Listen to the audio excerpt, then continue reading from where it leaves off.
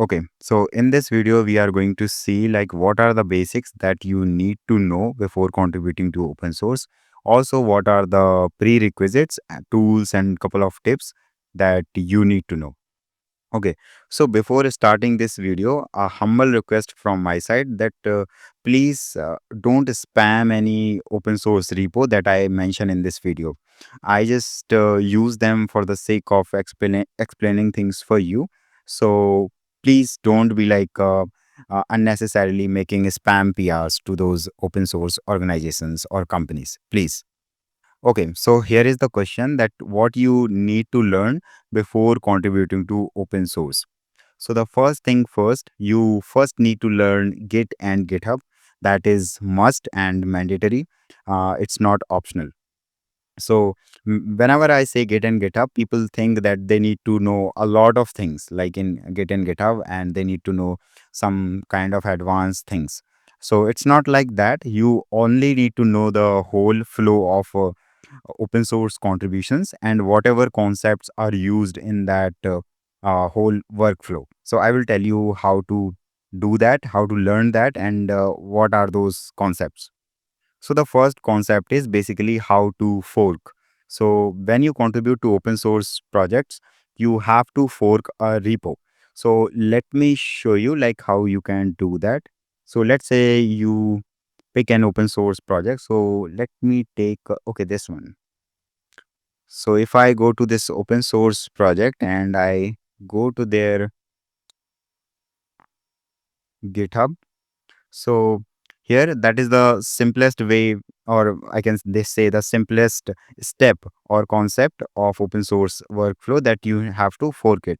So when you click on fork, a copy of this open source project will be made in your own GitHub account. So you can simply create fork, and I can specify as a owner because I already have forked it once. So I cannot do it once again. But when you will do it first time, then you will be able to create a fork of this open source project. So that is the first concept. So basically when you fork an open source project, you will get a copy of that project. So when you will make any changes or when you will make any pull request, those changes will go to your copy, not directly to that open source project. So and when those changes will go to your copy, basically the fork, and from your fork or the copy you will raise a PR to the official open source project. So it's the workflow. Also, you will it will become more clear when I will explain a couple of other things. After that, you will have to clone that project locally so that you can start making code changes. So for that, what you can do is you will need to go here, code, and you will copy this URL. Once you copy it, you will go to your terminal, and here you will do something like okay. So here you will need to do git clone and that URL. So basically when you click on that command, it will start cloning it for you. So if I do it, then it will start downloading that project for me. Again, I already have this project, so I will not do it. I have very less memory left or the storage. So this is basically downloading that project to your local system. And if you're not able to do so, then there are a couple of YouTube tutorials that that will teach you like how to do that. And it is very simple, so you can do it very easily. So that is the second thing. And after that, there was one more thing. Okay, so how to set up locally. Okay, so this is a kind of issue that deserves a video for itself. So because there are a lot of things when we have to do when we set up a project locally. So again, in this series of open source, there going to be a separate video like how to set up a project locally, and I will show you like how to do all of that step by step. And but still I will show you couple of ways and basically the way to set up a project locally. So when you will go to a project like this one, here you will see the steps to set it up locally, something like that one. So local development, and when you will go, you will need to understand the requirements they have. You need Node.js, PostgreSQL database, Docker. I always prefer Docker because it is the easiest and fastest way to set up an open source project. But you can do it manually as well. But I highly recommend people to learn Docker and then start saving your time. So these are same steps. You need to fork a repo, then you need to clone it, all of that, and here are those steps. So you will need to basically follow these steps one by one.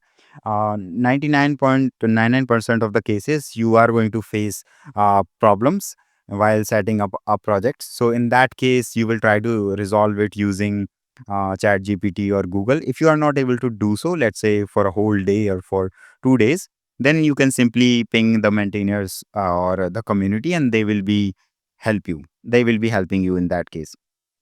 So after that, there is one more concept that basically how to create a branch. And after that, we will see how to sync those branches. So basically, not all the time we are the only contributor in an open source project. There are a bunch of other contributors as well, and they are making contributions. So let's say while you are working locally in a branch and some other contributor has already made a PR and that got merged. So in that case, you will need to pull those changes in your local branch, and then you will have to add your brand changes on top of those changes, or that those commits. Okay, so I will explain you how to do that. So for how to create a branch, that is very simple. So I have this project called Zero. So in that, let me show you how to create a branch. Basically, you can do simply like git checkout and let's say b fix auth. So when you do that, a new branch is created and you are automatically switched to that branch. Also, if you want to check what branches do you have, then you can do git branch, and you can see there is the branch that we have created right now, that fix auth and also fix reply I created a long time ago. So this is the way to basically create branches. Now come to how to sync branches. So there are two ways to sync your branches, or sync your branches with the main branch of the open source project. So either you can do git merge or you can do git rebase. So in most cases, I prefer git rebase because it keeps the commit history linear, sorry. So basically you won't have to it doesn't look, it looks very clean, and in case of merge, it's very messy, and it kind of give you a very noisy vibe. So basically I prefer git base. So let me show you how to do that. So let's say I'm in fix auth, and let me make some changes here. Okay, so let me open this security, not security, let's do readme. Okay, so there is a readme dot md file. So let me open this, and just for the sake of this test, don't do this in an actual open source projects. I'm just explaining, I'm just doing it just for the sake of explaining it to you. So please don't do such kind of things to an actual, when you are making actual contributions. And then I will save this file. After saving it, there are some changes. So I will do git ac, and then will make a commit like fix auth. Now if you are wondering that what is this ac, then this is basically a alias that I have set in my shell. So it does both the things. It also add those changes, and it also make a commit. So if you want to add alias, then feel free to Google it and implement it. So okay, so when I will do that, so I have this new commit, and now I have to sync my local changes, basically this commit, with the main branch or the any other branch. So in that case, what will I do? Let's take an example of merge first. So let's say there are xyz changes in main branch. So what I will do is I will do something like git merge and I will do main. So basically, in order to merge in a branch, we have to get into that branch. So basically, let's say I want to merge my fix auth branch with the main branch. Then I will first have to get into this fix auth branch. So as I'm already there, so I don't have to do switch. Okay. So when I do git merge main, it will say, did you mean upstream merge, upstream main?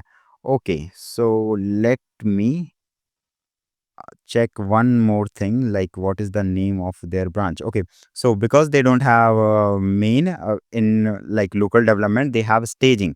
So I will have to use staging here. So I will do git merge staging. So when I will do something like that, because it's already updated, so there are no changes to merge in both of those branches. But if there are some, there will be, if there are some changes, then there would be a merge commit, a separate merge commit that would include both the changes from my branch and this staging branch. In case of rebase, what rebase does is basically I will attach a really good resource, so where from where you can learn the difference between rebase and merge, also a kind of visualization. So that worked for me really well. Uh, so if I have to tell you like what rebase does, then I will do something like get a rebase and okay, let me show you one more thing. So okay, so let me switch to get let me switch to my staging. Okay, so this is my staging branch, and here I will see what is the latest commit. By the way, this is the command that help you to find the commits in a in a list way, so that you can see okay what are the commits in your current branch. So this is the command that you can use. This is basically git log one line. So when you will do that, you can see here is the latest commit is this hot fix, and after that there is another hotfix, then Adam is AGI. So crazy commits. Okay, so let's switch to our own branch, that was git what was that fix auth, as much as I know. Okay, so okay, so now we are in our own branch, and here if we do git rebase and we do staging, so what will happen is rebase will basically change the base of this branch, basically our branch, and will place all the commits of our branch on top of staging branch. So it basically rebases our current branch. So when I will do git rebase staging, it will show conflicts. So conflicts in while doing rebase or merge are pretty common. They mostly happen in rebase because we are changing the history of the commits in that case, and we are not creating a single merge commit. So in that case, you will have to fix those merge commits. Also, I mean, see, the merge commits take a lot of time to fix, so I will not be able to show you how to do that. But I mean, I mean, solving merge conflicts is comparatively easy. Let me just walk you through it quickly. Also, I highly recommend people to use cursor. If you don't use it, then you should start using it. Let me first close it as of now. So here it is showing me some merge conflicts in this. There are a lot of merge conflicts that we can see here. In merge conflicts, what happen is that we have to, there are two options. We either have to keep the current changes, or we have to keep the incoming changes that are coming from the separate branch. So what the strategy that I use basically is like I go to like file by file, and then I just keep the changes that I want, and I just delete the changes that I don't want. So let's say in this I want this change, these changes and not these ones. So I will basically delete this one and also delete these arrows, something like this. And let's say that our conflicts is resolved. Then what we do is we do git add dot, and then we do git rebase continue. So ideally, this will solve our rebase issue. But again, I'm just showing you for the sake of like explaining this concept to you, not an actual contribution, because I have not sync this repo for a long time. So there are a bunch of other merge conflicts and all of that. So I will not go into the rabbit hole of all of that. Okay. So again, when I do rebase continue, in ideal case, it basically rebases all of your commits on top of the main branch. But here, if I do this rebase continue, then it will show some other conflicts. So if I do it like that, then you can see it has rebased 193 202 again. So it got stuck at 220. So I will have to solve those merge conflicts once again. So that's all. That's enough to understand you, or to make you understand the concept, I guess. So let's move forward to the next one. And how to solve merge conflicts, that I have already explained. Like, you have to go file by file, and you will have to keep the changes that you want, and you will have to delete the changes that you don't want. After that, how to do cherry pick. Okay, so cherry pick is also very time saving thing, so that I personally do.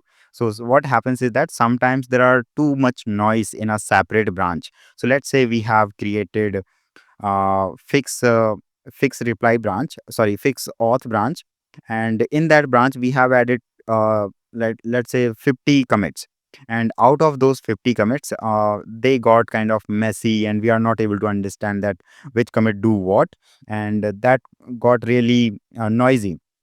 So what we want is, like, we want to create a new branch, and we want to pull couple of commits from that messy branch. So how will we do that? So let me just abort this rebase quickly. And okay, this is how we cancel a rebase basically. Okay, not rebort, man.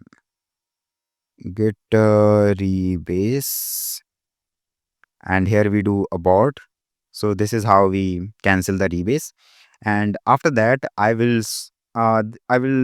okay, so this is fix auth branch, and let's say I want a couple of commits from other branch. So let me go to my uh, fix reply branch. Okay, so I am in my fix reply branch, and here I will see a commit. Does it have any? Okay, no worries. So let me create a new commit in this branch. So let me just remove this, and let me create a new branch. Oh, sorry, new commit. So I will do chore fix fix comma, something like that. Okay, so when I click OK, and there you can see there is a this commit, and also you can see the hash of this commit. So when you will do git log online, you can see this is the hash, and this is what we have to copy in order to do cherry pick. So when, let me just copy it, and I'll go to, now I will have to go to the branch uh where I want to pull that particular commits from other branch.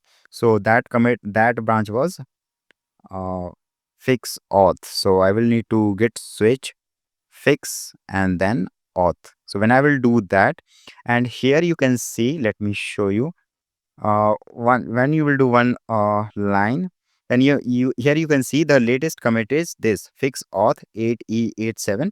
Now I want the commit that I made in that other branch, then basically this fix reply branch. So what I will do is, I will do git cherry pick, and here I will add that hash. Again, it might have some conflicts because I haven't updated this repository for a long time. So, but again, it's enough to make you understand the concept. So, when I will do this, okay, so I mean, there was no merge conflict. So, let me show you the commit history once again. So now you can see in our current branch that we were working on, we have this commit. We have the commit that we pulled from an other branch. So we have this chore fix comma. So this is how cherry pick works. After that, we have a couple of other concepts like how to fetch and how to pull. So fetch and pull mostly do the same, but the only difference between fetch and pull is that when you do fetch, it will fetch all the changes from the upstream, basically the original source code. and it will not apply any of those changes in your current branch or any other branch. But when you do git pull, it will basically pull all the changes from the branch from upstream, and it will apply those changes in your current branch, in whatever branch you are in currently. So that's the difference between how fetch and pull. So let me just show you really quick. So if I do, let's say in here I do git to fetch upstream. If I do something like this, it will fetch whole upstream. So basically all the branches and whatever changes are there in those branches. So but not all the times we have to do fetch whole upstream. Sometimes we have to fetch only a particular branch. So let me do just upstream and staging. So what does it mean? Like when we do git fetch upstream staging, it will basically fetch all the changes from the staging branch of upstream. Also, if you don't know upstream, origin, or local, then just a quick explanation. Basically, upstream is from where we fork the code. Basically, the official source code, wherever that is hosted on GitHub, right? So that is called upstream. And when we create a fork in our own account, so basically we get a copy, and that copy is called origin. So and after creating that origin, we clone it locally, and we keep a copy to our local system so that we can make code changes. And that copy is called local repo, basically local setup. So that's how the whole flow work. Whenever we make changes in our local code, then we push those changes to our origin, basically the copy that is hosted at our own account. And from that account, we create a merge request, pull request, and we make it to upstream. Whenever that is accepted by the maintainer or someone else, then that PR gets merged, and all of those changes that we have made finally get into the upstream, or basically the original source code. So if I do git fetch upstream staging, then let me show you. Okay, so it does not appear to be a staging. Okay, so no worries. So what I can do is I can do git fetch upstream only. So when I will do something like that, all the repos and everything will be fetched. So let me show you git branch. So this is basically how we do, like we fetch all those changes, and we then if we want those changes in our branch, then we can just keep them. Or if we don't if we want those changes in other branch, then we can simply do either cherry pick or rebase to key or to add those changes in other branch. So that's the simple concept of git to fetch. Okay, so after that we have to see like what pull does. So let me show you really quick, like what does pull do. So we do something like git pull upstream, or so let me show you one more thing, like how to pull changes from other branch. So let me go to this uh, zero dot email GitHub repo, and okay, so there is this branch staging, and let's say there is one more branch. This is called founder. So I will go to this founder, something like this. So what I'm doing is I'm pulling all the changes from this founder branch that is in upstream. And also because I'm using pull, so all of those changes will be merged to my this current branch, that is fix auth. Again, there may be some merge conflicts. So when I will do something like this, it is saying that okay, my branch has been diverged. So obviously because I have not created the branch, and all those changes are not in properly sync, but that is just for the sake of concept. So basically it will pull all those changes and will apply to your branch. Also, after this basic tutorial of git and github, I will actually show you like how to do all of these things, and how to actually rebase, how to do merge, like actual thing, not just concepts. Okay, so after that we have to see like how to push a branch. So when you make changes in a branch, you will also have to push those that branch so that it can be made a pull request. So how will you do that? For that, you will do simply git you will have to first add all the changes. So you will do something like git add dot if there are some changes here, and then you will commit those changes, and after that you will do git push origin. And again, you are not doing upstream, you are doing origin, because you are making the request to your origin, your basically fork, and from there you will create a merge request. So you will do git push origin and then fix and then auth. So you will do something like this. And when you will do this, basically a new branch will be created to your origin. So let me just show you how does it do that. Okay. So this is the branch that has already been created, and now GitHub will basically start popping up this kind of thing. So here you can compare and raise a pull request. I will not raise it because it's not for the sake of contribution, and you also don't have to do something like that. I'm saying it again. So please don't spam or don't raise such kind of PRs. I'm just doing it for the sake of explaining all these concepts. Okay, so here is how basically compare, and after that you will raise a pull request, and the maintainer will look at it, and they will kind of perform all of those changes that you have made. So after that, there is a one more concept like how to create a PR. So that is simple. You will add all the description here. You will add all the screenshot and whatever is your pull request require, and then you will simply click on basically raise a PR. Also, one more open source tip, like never wait for the PR to finish and then raise it. No, the best way I have learned is that whenever you are done with some basic code or the basic functionality of a feature of a fix that you are working on, then just raise a draft and then keep on pushing your commits to that draft. So it does a lot of benefits to you. First, other people will know that okay, Ajeet is working on this particular issue, so let's work on something else.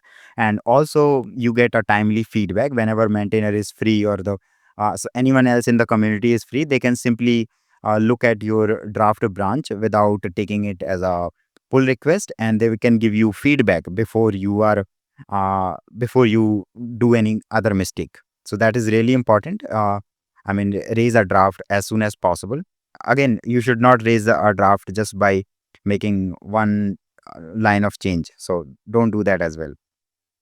After that, how to stash. So that is really a time saving thing. Basically, stash let you save your changes without committing them. So let's say you have made a change here, something like export const, and let's do something like let's say example. And when you do something like this, what after that what will happen is you can go to here and you can do something like git stash save, and you can do you can give it whatever name you want. So let's say my changes. So okay, so these changes are saved and you won't have to commit them, and you can see the list here, git stash list. You can see the list, your changes are there, and you can bring those changes back, something like git stash apply. So those changes will be applied after you hit this command. So this is what a stash does. How to check commits? I have already explained like how to check your previous commits. You can do git log uh, one line, something like this, and you do this, and you will be good to go to fix the I mean see your commit history. How to set up alias? Again, as I have explained earlier, like you can check on YouTube, there are some sort of configuration that we have to make in our shell, so you will be able to save your time. Instead of doing git add dot and then again doing git commit m, you will simply be able to do git ac, and ac basically means cool. So and you can write any commit message that you basically working on, and it will be good to go. Okay, so in the next clip, I'm going to hide my face because that clip is kind of laggy, and it was lagging. I don't know for what reason, either because of low battery or something like that. But from the next time, I will make sure that it doesn't lag because it is really cringe. Okay, so after that, what you need to learn is the basics of your core stack. So first of all, you will need to learn the basic of programming. Obviously, that is highly important and mandatory. So you must know what a for loop is and all of those concepts. All you should have some a little bit experience of programming. I mean, a little bit means you should know all the basics, a basic logic and all of that. And after that, obviously, if you are good at MERN, backend, front end, or let's say infra, AI, or Web3, then that's good to go. And you should know the basics in all of these cases. So let's say you want to contribute to an infra project, or let's say an AI project, then you at least you should have at least some knowledge of AI. Some knowledge means at least you should know neural networks, and basically on whatever project you want to contribute, you should be able to make at least a little bit sense. Okay, like what is MCP, what is all of these things. So you should have some familiarity, and then you can start contributing to those open source projects. Now, here you may have a question like how to find like these niche specific open source projects, like how to know, okay, this project is in AI or what projects are in infra or front end or back end. So, unfortunately, there is no such tool that help you in doing so. But there is a good news. I'm currently working on OpenSox 2.0. So basically, it will have the filter that will let you find based on their niches. So other than that, there will be a bunch of other things in OpenSox 2.0. So if you want to check out, then you can do. Okay, so after that, everything other than these things is a huge plus. So let's say you are good at DSA, or you have some previous experience or either of your internship or open source itself, or as a full-time engineer, if you have some theoretical knowledge like maths, then it's a huge plus for you. It will, for sure, it is going to help you a lot. So let's say you know DSA, then it will be easier for you to contribute to some low level libraries where data structures are used. So you and again, that will be a kind of asset for you. After that, let's talk about the most important topic of this whole video, and that is a dilemma. So most people, so far I've did around, I mean, 30 people around sign up for OpenSox Premium. So whenever I do an onboarding call, around 20 people, 20 of them have asked me a single question, and that was pretty common. And that was, am I ready enough to contribute to open source projects? So that's what I call am I ready enough dilemma. So what happens is that we never feel like that we are ready, even though there are some people who have years of experience, 3 years of experience, 4 years of experience in overall software engineering. But still, I met them and they felt like, okay, but am I ready enough to contribute to open source? Like how to navigate through all of that. So the I mean, I will say that you will never feel ready, to be honest. The best way to know whether you are ready or not is to just jump into the water. That's the best way to know. The best way to know, or you can't afford to wait. The way tech moves, we have to be fast. You can't wait. Okay, I will prepare for 6 months for open source. I will learn XYZ things for 6 months. Then I will start contributing to open source. So it never happens like that. You have to contribute from the day one, and whenever you get stuck, you will have to start thinking of solutions from there. So that's why the best strategy to deal with a dilemma is to start. To just fork the repo, clone it locally, and pick an issue to work on. And after that, that's obvious that you will get stuck somewhere. When you get stuck, that's the moment of growth. So when you get stuck, figure out the problem and learn. So basically, there you should ask a question to yourself. Okay, what do I need to learn to fix this particular issue? If that issue require you to learn Redis, then learn it. If that issue require you to learn a TRPC, then learn it. And once you learn it quickly, then fix it, get the job done, implement that feature or fix that issue, and move ahead. Pick another issue and do the same cycle, repeat the same cycle. So what will happen is this, you will not stuck and keep on moving forward all the time. And the amount of learning that it will bring will be huge. The ROI will be way better than first learning and then making a to-do app, then making an e-commerce and still not able to get an internship. So that's why I consider this is the best strategy to contribute to open source and basically to move ahead. Also, obviously, you will learn some say fixing an issue or implementing a feature. You won't learn something very deeply. So you will learn the particular concept quickly, and then you will fix it and move ahead. That's how open source work. But you will need to learn something deeply as well. I'm not saying you just become a pseudo programmer. You don't learn anything. You just stay on top and don't get the basics. So whenever you get time, weekends or whenever, just go through the whole technology or the concept deep. I have in one video I have explained like how to do that, so you can watch that video as well, in which I have explained like how to use how to learn something from the first principles, not like YouTube tutorials or not like reading something that doesn't make sense. So basically how to start from the first principle questions that will stick in your mind forever, almost forever.